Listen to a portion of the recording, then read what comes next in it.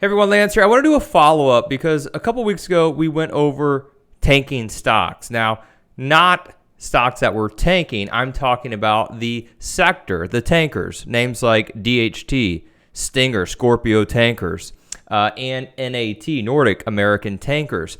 So what we've had is crude oil, as you've probably heard all over the media today, is crashing. But what sector is benefiting it?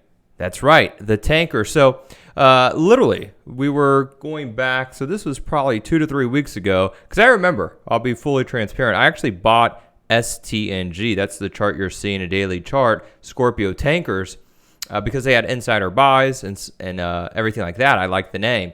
And I bought it. And literally the next few days, the stock got halted as it was tanking to the downside because crude oil had a big surge. I think the Saudis and everything over the weekend, they were agreeing to a deal. So therefore, the tankers move inverse with the price of crude oil. That's the most important thing. So literally, the stock crashed. So what did I do? I sat on my hands, felt like I was going to throw up, and was scared, like a little, But eventually, I bought more. Small size. But it took a few days for the position to break even right around that 17.5. And now here we are, Scorpio Tankers up 18% today. Nordic Tankers, NAT is another one. Look at this stock, a little cheapy name out here, up 18%. And then the other one I want you to keep an eye on is DHT. Now, these stocks, especially this DHT, I mean, what a chart, right? The stock has doubled nearly.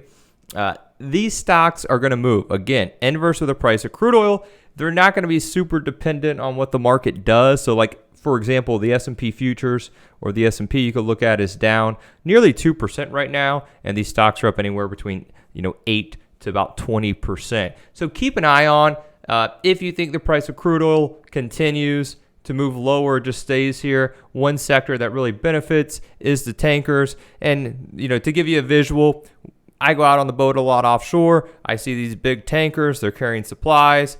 I know when I take my boat offshore, whether it be 40, 50 miles offshore, if the price of gas is cheap, I will go further. I will fish more. I'll go farther. Maybe I'll go to the Keys more often. Maybe instead of filling up the boat, instead of costing $400, it costs $320.